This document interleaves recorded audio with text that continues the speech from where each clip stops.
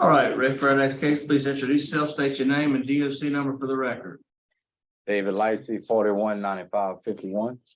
All right, David, my name is Brendan Kelsey. Along with me is Mr. Marabella and Mr. Freeman will be your panel. Explain the process to you, read some information to the record, have a parole interview, ask you some questions. You can respond. At the end, you can make a statement. We'll take a vote. You understand the process? Yes, sir. Okay. David Lightsey Jr., DOC number 419551, first class offender, parole eligibility date 6/16/2023. Not eligible for good time, life sentence, second degree murder. Does that sound correct? That's correct.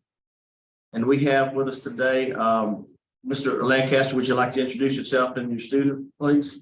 Thanks, Mr. Kelsey. Robert Lancaster here today on behalf of David Lightsey with LSU Parole and Reentry Clinic. With me today is Mecca Hussamadeen. She is a second-year student at the Law Center enrolled in the Parole and Reentry Clinic. She's been working with Mr. Lightsey and preparing for the hearing today. She prepared the packet that was submitted to the committee prior to this hearing. She is a second-year student. She is not certified under Louisiana Supreme Court Rule 20. However, she is prepared to make a statement of support of Mr. Lightsey if the committee deems it appropriate. Great, thank you. We have Mr. Michael Wood. Is it Mr. Michael Wood there? Okay. We have Terry Myers and Andrew Hundley and Jennifer Grove. Does that sound? And then we have Miss Rebecca Reyes, and everybody will be able to speak at the appropriate time. Is everybody here? I don't see Andrew, but we got Carrie, I guess. Okay, great. Right.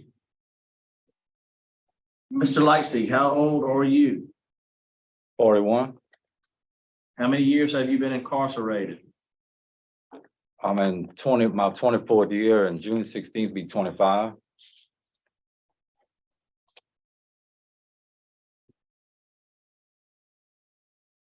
Do you have a high school diploma or GED?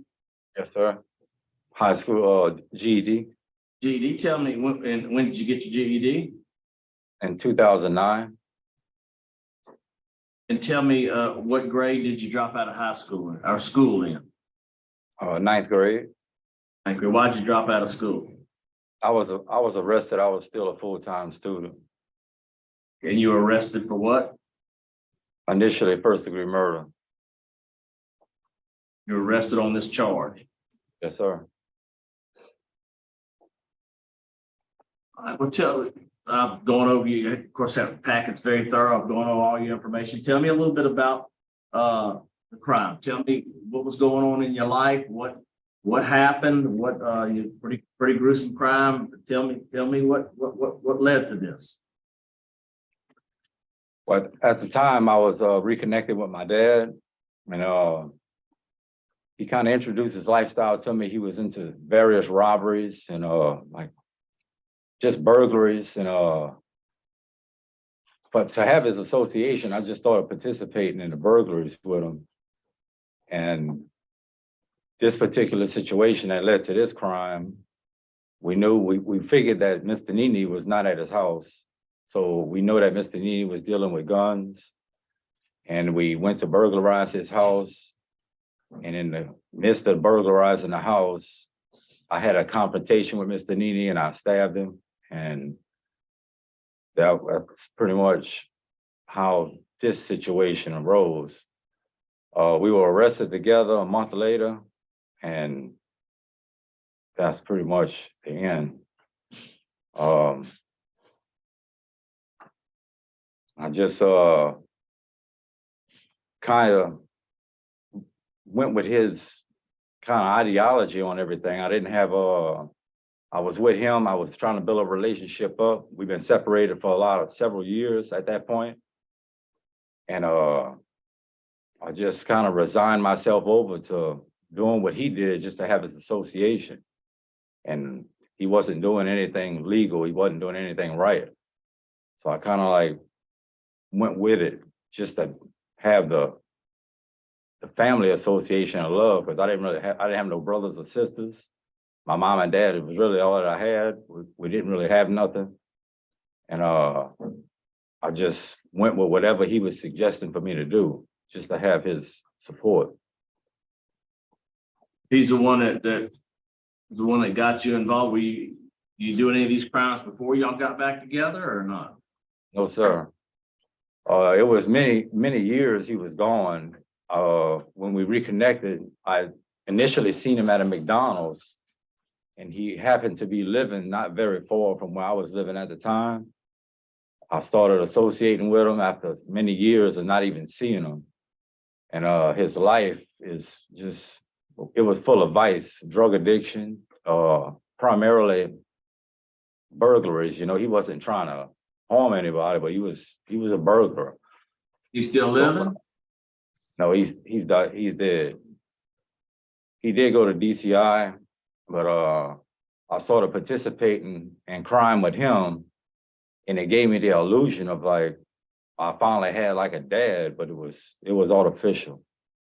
Well, what about your mom? My mom was there, but she was indifferent. She remarried, and she was just kind of like a placeholder. She was there for support as far as me having somewhere to sleep, but she didn't extend any rules on me or anything for me to live by. So I was just kind of like looking for some guidance, or I was really looking for a family. And That night of the crime, your father had told you to go there? yes, we had talked about it, and this was actually the second house that night.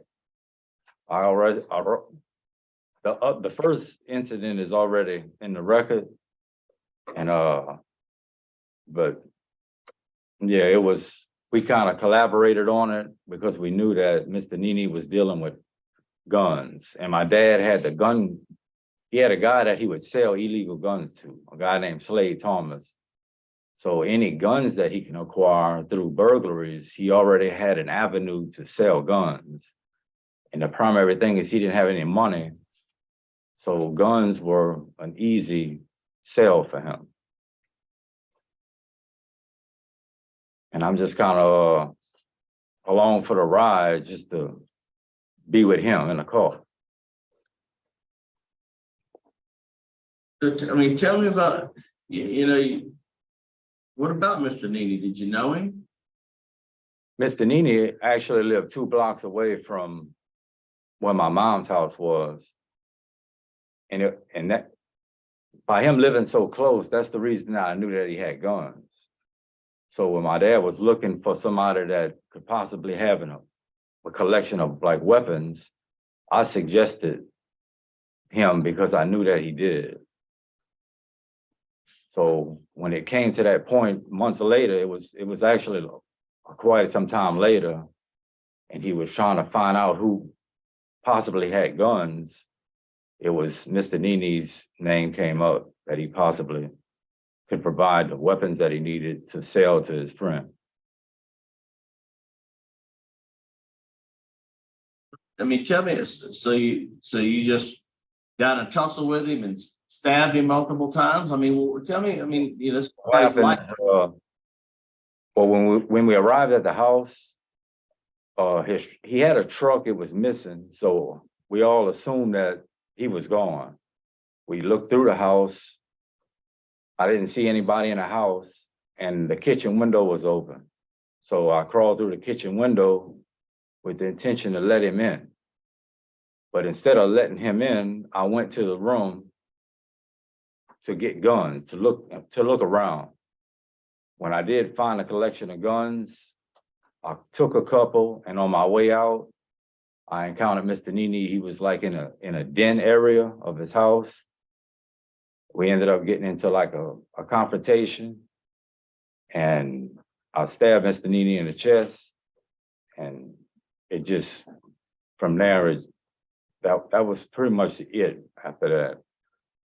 I left the house, we took the guns, and a couple of days later, my dad sold the guns to his friend Slade Thomas.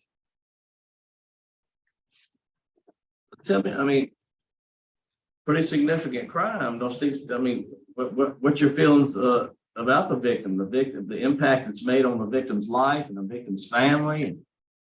I know that I picked I impacted the victim's family on every conceivable level. I took one of their loved ones. I know that Mr. Nini had a son. I don't know much about his family situation, but I know what I did affected everything across the board in his family's life. Even as far as the people that had to find, I know that he was found by his friend and neighbor. So I know that I affected that man's life in a negative way and his family. And it's just a total overall situation, it was a complete lack of judgment on my part to even go with the situation that I went with my dad. And were you using drugs, alcohol? The night that we did this, we were on Vicodin prescription pills.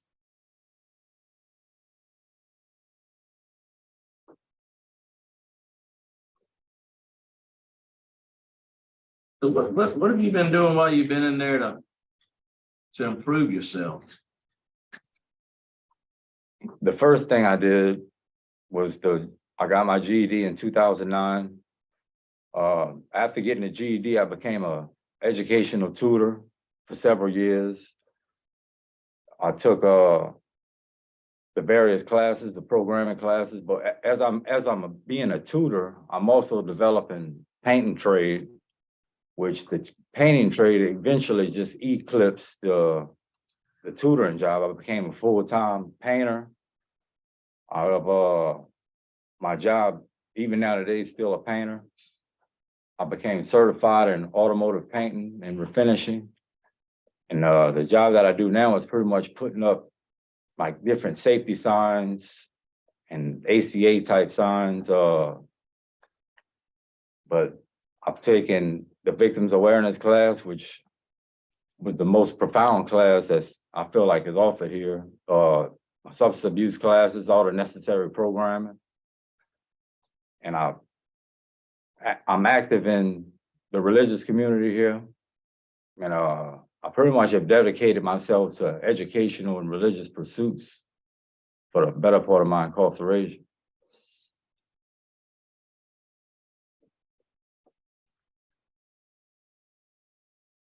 You've taken some substance abuse. Tell me what class you've taken. Have you taken living in balance? Have you taken thinking for a change? Have you taken anger management?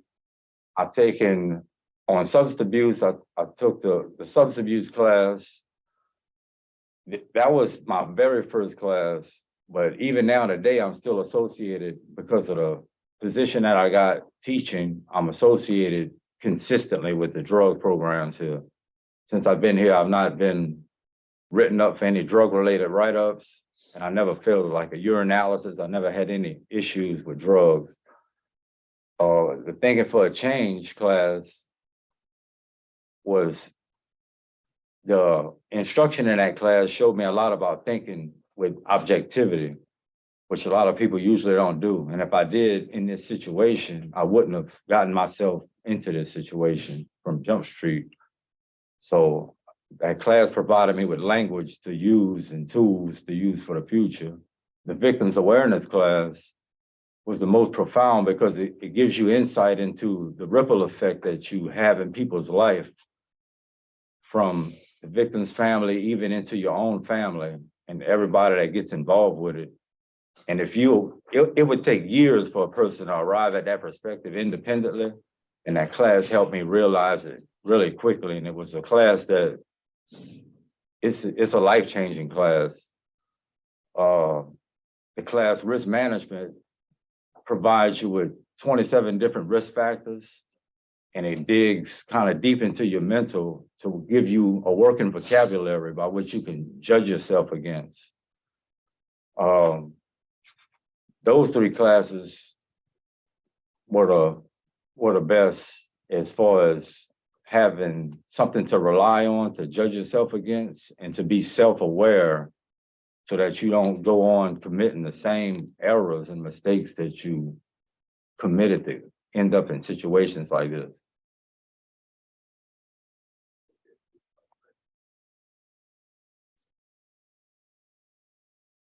So what are your plans? If you were to be released, where would you go? What would you do? The first thing I would do is I talked with Mr. Kerry Myers. I'm gonna go with the Parole project because they got several resources that I like to take advantage of. I have a job lined up with Michael Hood. So my first thing would just be to align myself to the programs and get kind of reset with how things are going out there. But I have my trade set to rely on, but I would like to get with them and further because I've developed myself in art to such a degree here that I would like to start something there through them that caters to juveniles that were in my situation. Because when I was growing up, I didn't have any kind of positive voices. And I didn't even have the vocabulary to express the way I was feeling about things. And since I've been here, I've developed that since I've been here. But I feel like there's other people in my situation that if they just heard one voice that wasn't what they were usually hearing, it would make a difference in their lives, because I think it would have made a difference in mine.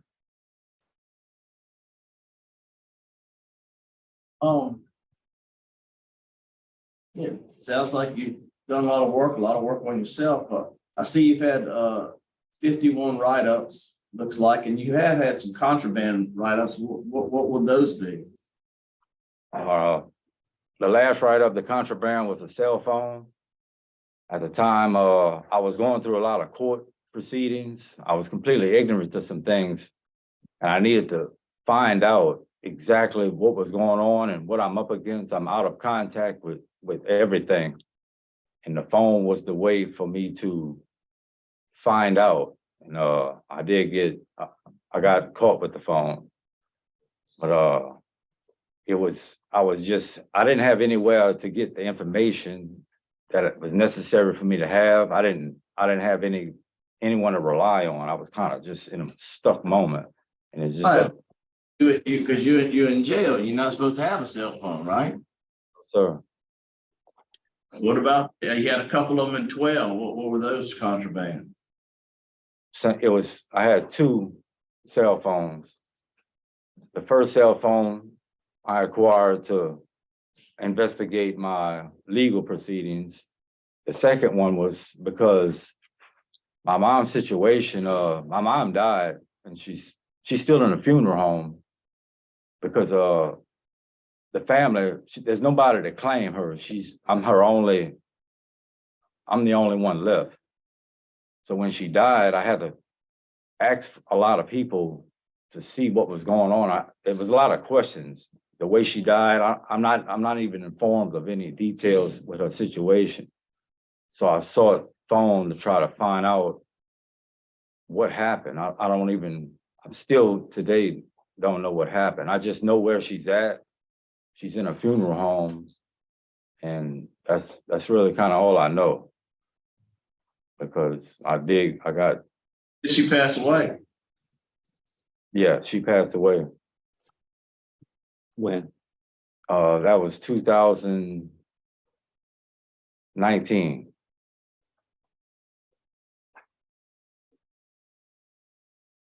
They got the cell phones in 2017. Yeah, one was 2017 and one was 2019.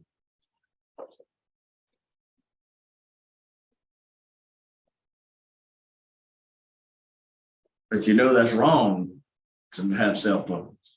Yeah. Look,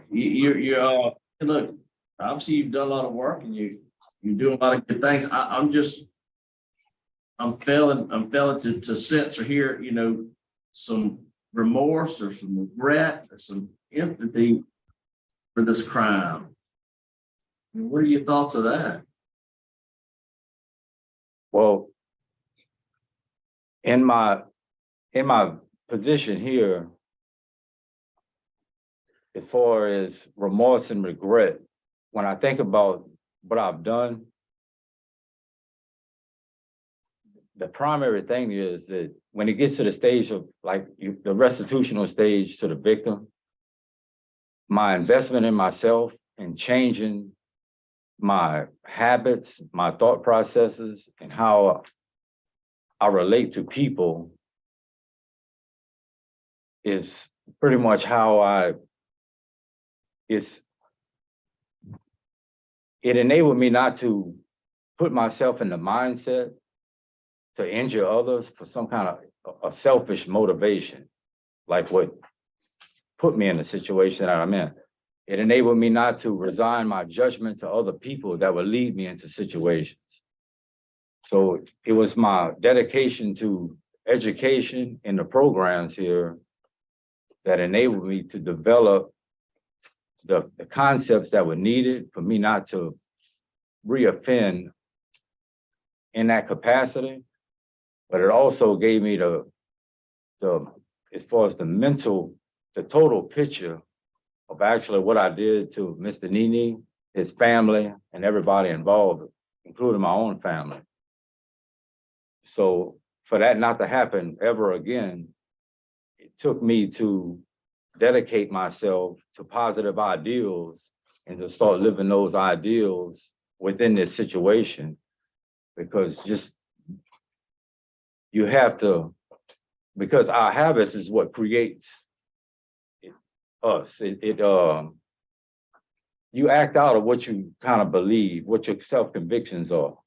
And if you don't change those, you bound to repeat the same actions that you've been doing or that got you in the situation. Yeah, I agree with everything you're saying, very methodical, very thoughtful, but I'm just, we do have feelings and emotions, sorrow and, regret.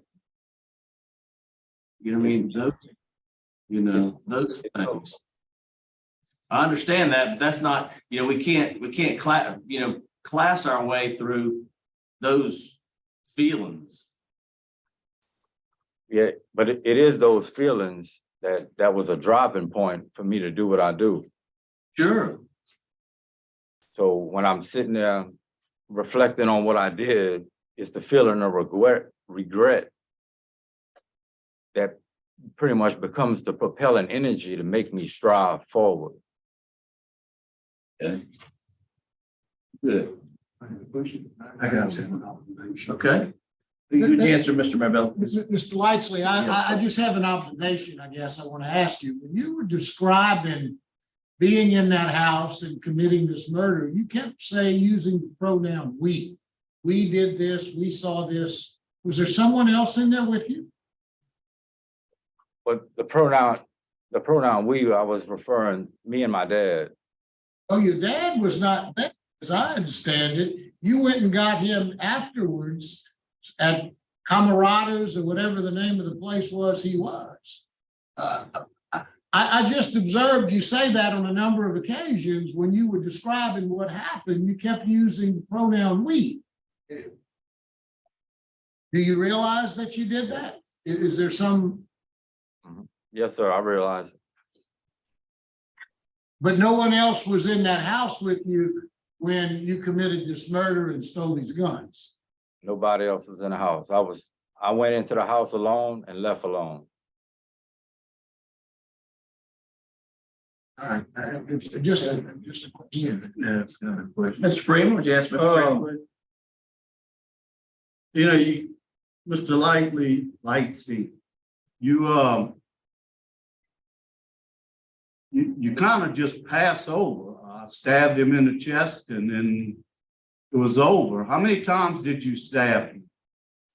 He was stabbed 5 times total. 5 times total. Okay. I remember the first stab, but I can't sequence myself the rest of the way. Okay. But the initial encounter, and I don't remember, I guess adrenaline, I can't remember how to sequence, but I remember the first stab was in his chest. And when I realized what was going on, it was over with, so I left. But the sequence of how the events played out, I can't recall exactly. Okay, thank you. All right, great. We're here for Mr. Kerry Myers now. Yes, good morning. For Kerry Myers with Louisiana Parole Project. Parole Project is prepared to provide long-term support to Mr. Lightsey. He was 16 years old when this crime was committed, when he committed this crime. Lacked a complete stable home. The whole reason for Miller and Montgomery is the fact that he, the influence that his father had on him. Reconnecting with his father was the biggest thing that had happened to him, looking for something in his life, some sort of connection, some sort of stability. And he followed that. He followed a man who was a criminal because he was 16 and he didn't have the maturity, the brain development to make the right decisions.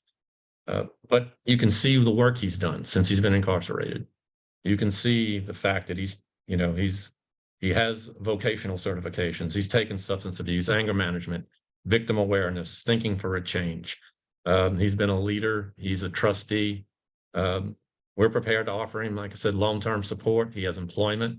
Once he finishes the program, he'll be gainfully employed, and we'll work with him to be able to find, over a period of time, him to become independent, get his own housing. Mr. Lightsey is again, he's just the quintessential example of why the Supreme Court ruled in Miller Montgomery for someone who has grown and matured as he has. And we would just ask this board to consider that today in making their decision, and the fact that we will provide him long-term support. All right, thank you, Miss Jennifer Grove.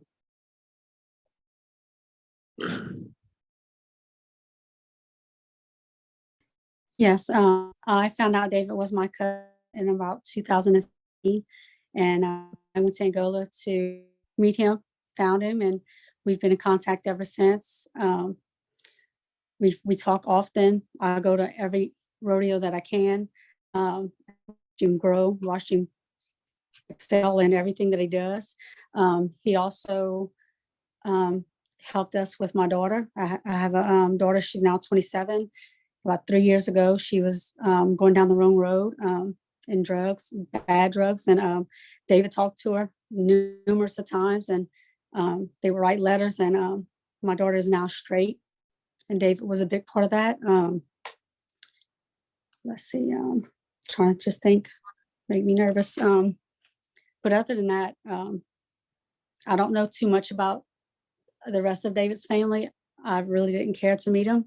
I just stay in contact with David and a couple of his other cousins that we talk to every so often.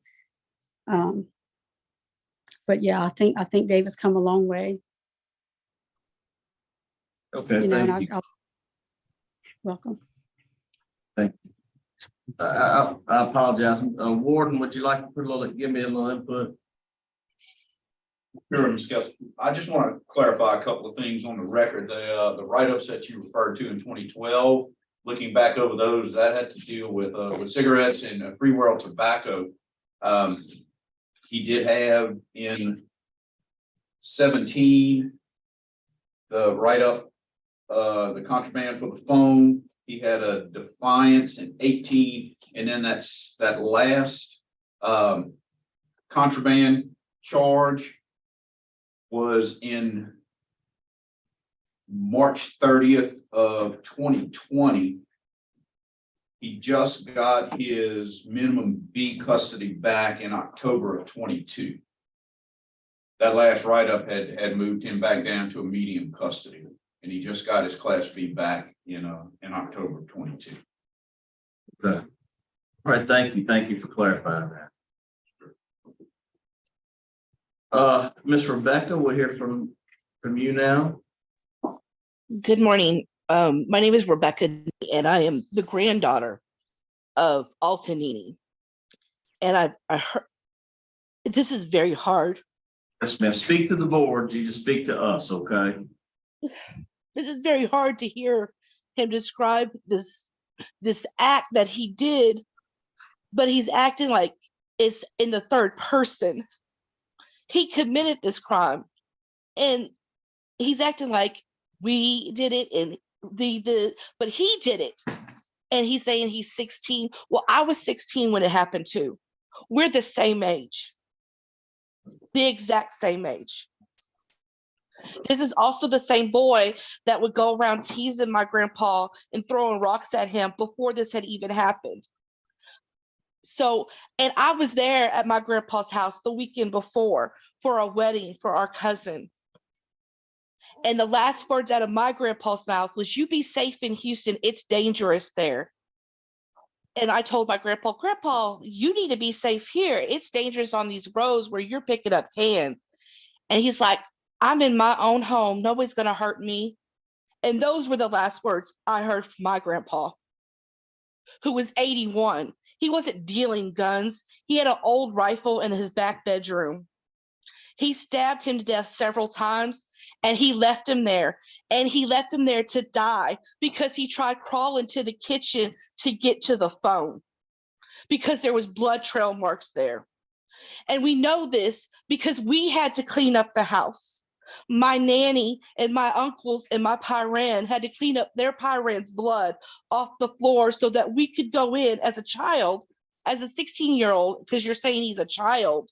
But for me, I had to go in and pick out what he was going to wear to be buried in. I had to pick out his casket. My daddy, who died last year, had nightmares till the day he died about his father and seeing him that way. My nanny has nightmares to this day, having to see him that way. It affects us every day. This night had happened in the past in 1998 when I was a junior in high school.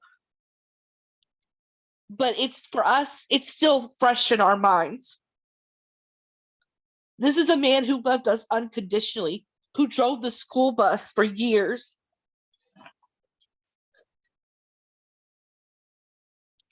That's all I had to say.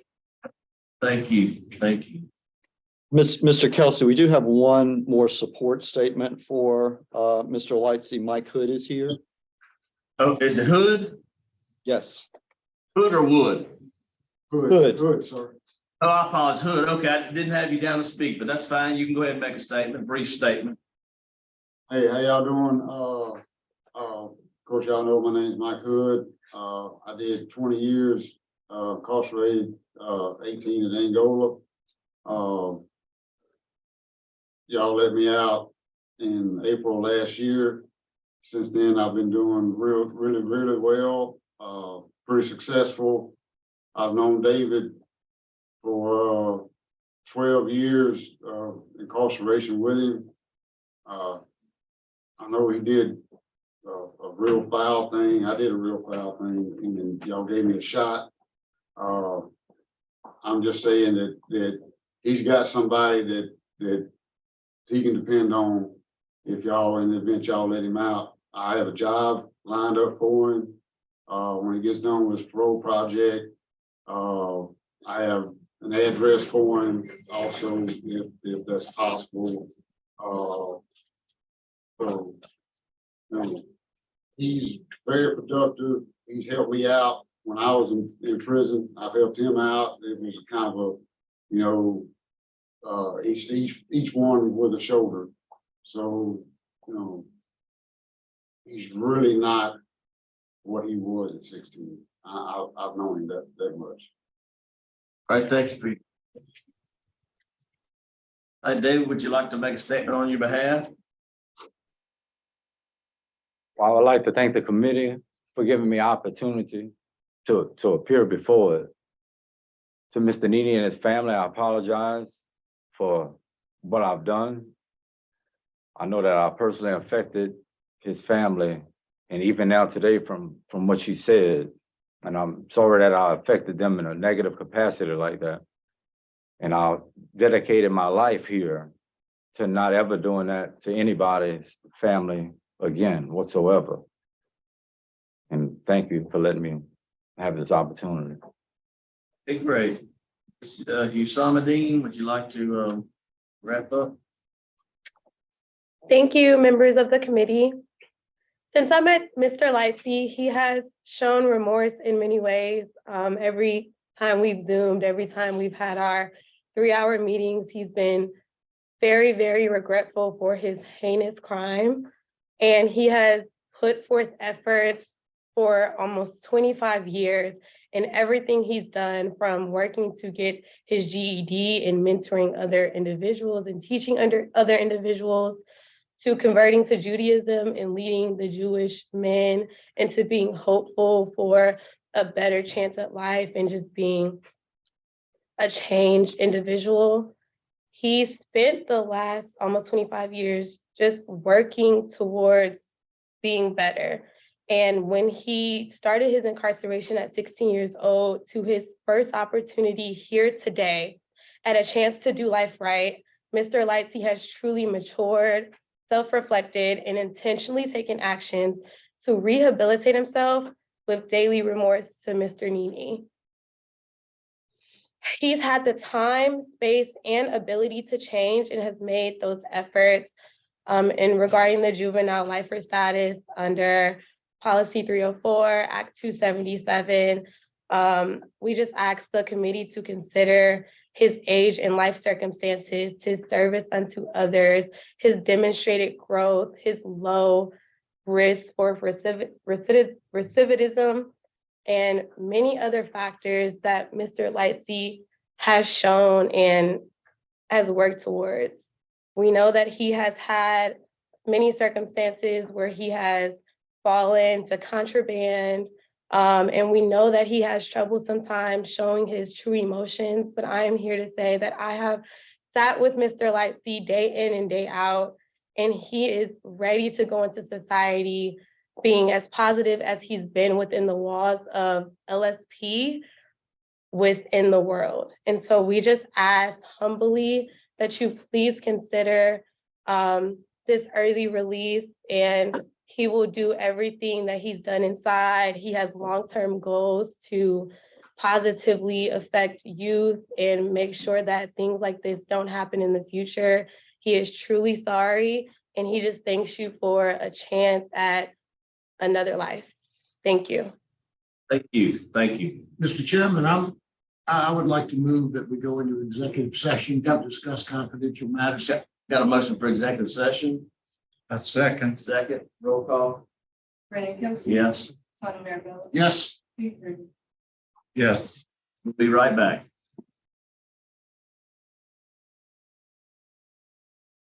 All right, we're back. Panel's prepared to vote. I'll make my statement first. David, you done a lot of really good things.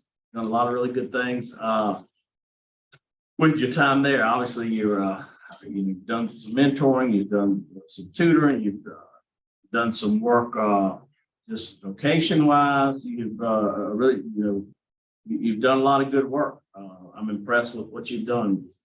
Terrible crime, and I do understand that you were 16 at the time, which it's all tragic in itself. And today you've been given a meaningful opportunity for parole. I think you're close. I'm gonna be honest with you. For me, it is concerning that you had those write-ups and you lost your trustee status and you gained it back, and that's important. We see folks that have spent more time than this and just, it's been 10, 12 years since they've had a right. That is a little concerning to me. That shows a little level of immaturity for me. I'm just one vote. But I think you're close. But for me I just don't think you're there. I would like to see you have no write-ups next time you come up in front of us. I'd like for you to maybe go back and take victim awareness again. I think, I understand we're all a little different and our personalities are a little different, and you're a very smart guy, and I think you've really learned these courses, but you might want to take victim awareness again to just kind of reevaluate where you are emotionally with the crime, and there's still more for you to learn. But for me today, my vote would be to deny you parole. Mr. Marabella. Thank you, Mr. Chairman. Mr. Lightsey, I agree with everything that has been said as far. You've done a lot of very great things when you work hard. Done a lot of things. I think you've got a little more work. I'd like to see you take some courses that would allow you to be a little more empathetic to the victim in this case. you came across as very mechanical, and it may very well be that that's just your personality, and I do understand.